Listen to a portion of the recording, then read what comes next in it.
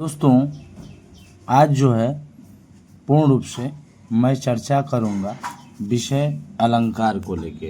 हिंदी का यह सब्जेक्ट है दोस्तों, और आप लोगों को मैं आज बताऊंगा अलंकार। तो सबसे पहले जान लेते हैं अलंकार का अर्थ क्या होता है, अलंकार क्यों आया और इससे क्या सीखने को मिलता है। दोस्तों, जिस प्रकार से स्त्री की शोभा गहने से सुशोभित होता है, पुरुष की शोभा धन से होता है, उसी प्रकार काव्य की शोभा अलंकार से होता है। यह अलंकार वह शब्द है जिससे जो है काव्य की शोभा बढ़ जाती है। कैसे इस अलंकार को काव्य में यूज करते हैं, इसको मैं आगे सिखाऊंगा। यह अलंकार के जो है दो रूप होते हैं दोस्तों। परिभाषा आप लोग अलंकार का समझ गए। जिस प्रकार से गहनों से शोभा स्त्रियों की बढ़ जाती हैं, ठीक उसी प्रकार जो है अलंकार से काव्य की शोभा बढ़ जाती है। इसे दो रूपों में बांटा गया है। पहला रूप है आपका शब्दालंकार, दूसरा है अर्थालंकार।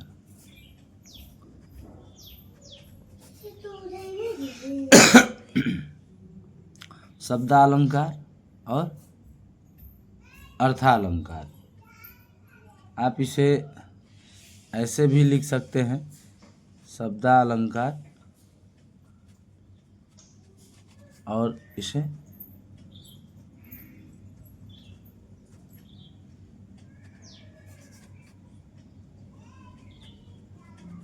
अब ये देखना है कि काव्य में किस तरह से किस अलंकार का यूज होता है। देखिए, इसमें जो है एक पार्ट हो गया शब्दालंकार का, दूसरा पार्ट हो गया अर्थालंकार का। दो रूप हो गए अलंकार के। अलंकार की परिभाषा आप लोगों ने स्पष्ट कर लिया। अब चलेंगे अलंकार के रूप। अलंकार के दो रूप होते हैं, शब्दालंकार और अर्थालंकार। खास तौर से देखा जाए तो शब्दालंकार का यूज जो है ज़्यादा होता है। खास तौर से देखा जाए दोस्तों तो शब्दालंकार के जो है रूप को काफ़ी जो है पसंद किया जाता है काव्य में, और ज़्यादा इसी का यूज होता है।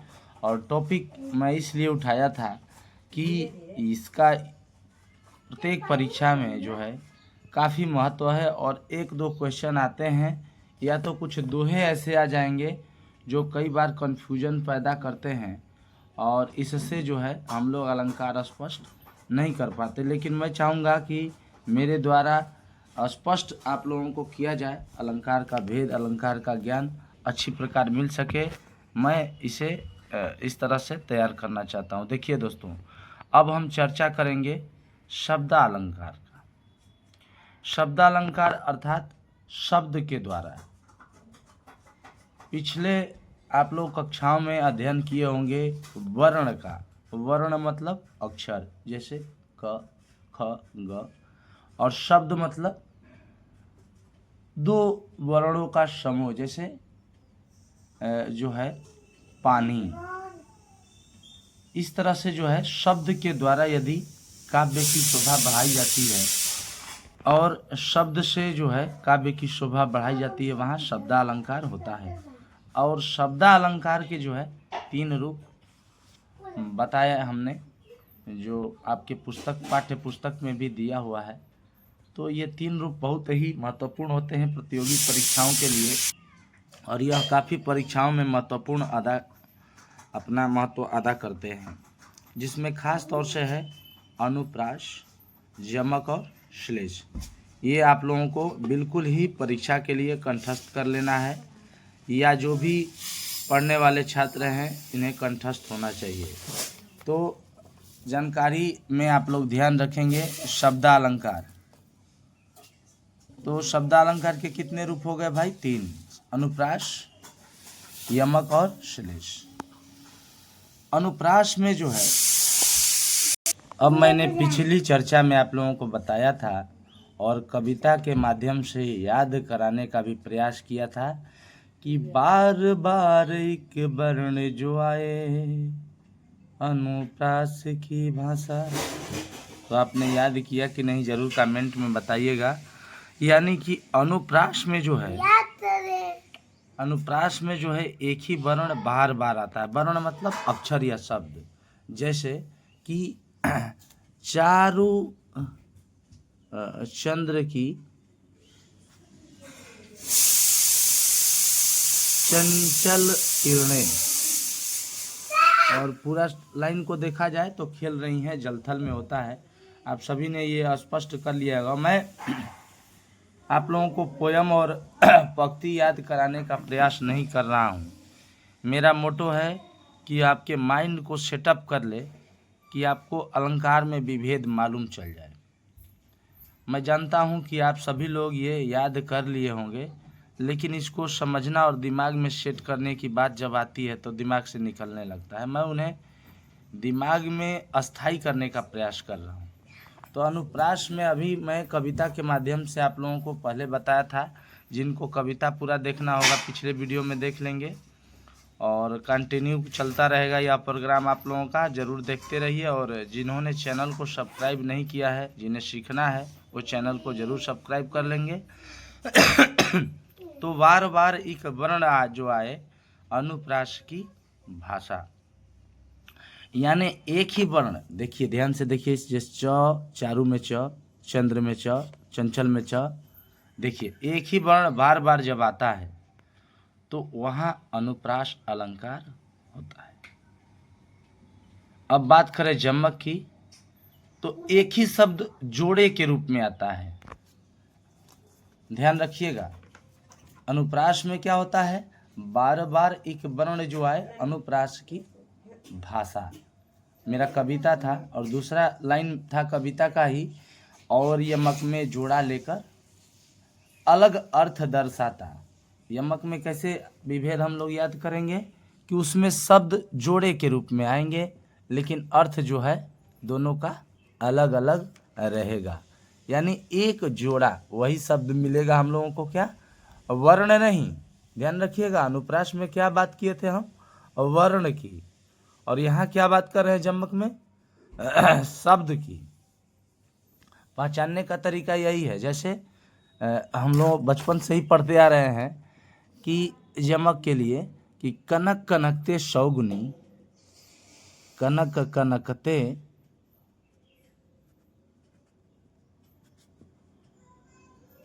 सौगुनी, मादकता अधिकाय,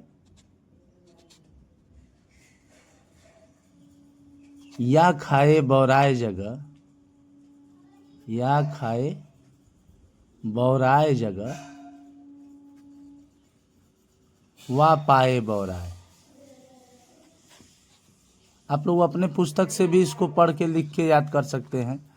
अब कहने का मतलब है कि मैं आप लोगों को बार बार यही बताना चाहता हूं कि मुझे आप लोगों को यह पोयम और पंक्ति नहीं याद कराना है दोस्तों। मेरा टारगेट क्या है कि ये आप लोगों के दिमाग में सटीक बैठेगा। कैसे बैठेगा, जब उस ठोस बातें आप लोगों के दिमाग में बैठेंगी। जिसे अलंकार में शब्द अलंकार के कितने रूप, 3, अनुप्रास, यमक और श्लेष। अनुप्रास में एक ही वर्ण जो है, वर्ण मतलब अक्षर, च शब्द की उच्चारण जो है देखिए कई बार हुआ है, तो यह अनुप्रास हो गया। यमक में जोड़ा आता है, कनक कनकते सौगुनी, मादकता अधिकाय, कनक कनकते, देखिए 2 बार आया है कनक शब्द। तो कहने का मतलब है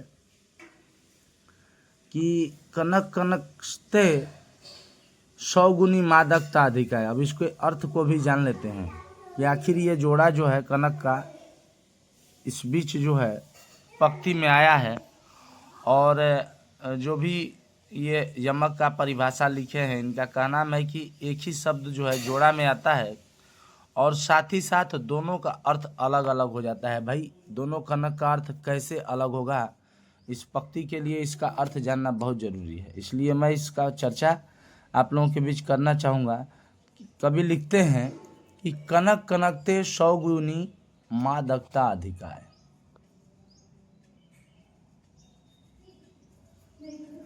या खाए बौराए जगह, वा पाए बौराए। यानी इसमें एक कनक का जो है अर्थ सोना होता है और एक में 100 गुना मादकता अधिक होती है। यानी ये जो है धतूरा का वर्णन किया गया है कि एक कनक जो है सोना और एक कनक में 100 गुना जो है मादक अधिक होता है, मतलब नशीला होता है। या खाए बोराए जगह, एक को आदमी खा के पागल हो जाता है और दूसरे को वाह पाए बोराए। देखिए प्रकृति का खेल, यह ऐसा प्रकृति बनाई है जिसे एक खा करके पागल हो जाता है और एक को ज़्यादा मिल जाएगा तो पागल हो जाएगा। तो इस तरह से जो है आपने अनुप्रास और यमक को हमें उम्मीद है कि समझ लिया होगा। और श्लेष का अगर आप लोग कन्फर्म होंगे तो मैं श्लेष का वर्णन कल करूँगा, क्योंकि ज़्यादा एक साथ रोटी खा लेने से अनपच हो जाता है, वैसे ही ज्ञान ज़्यादा बांटने से एक ही बार में निकल जाता है। तो ये चैप्टर चलता रहेगा, आप लोग जुड़े रहिए और मैं इसकी चर्चा अगले दिन करूँगा। सभी दोस्तों को जय हिंद।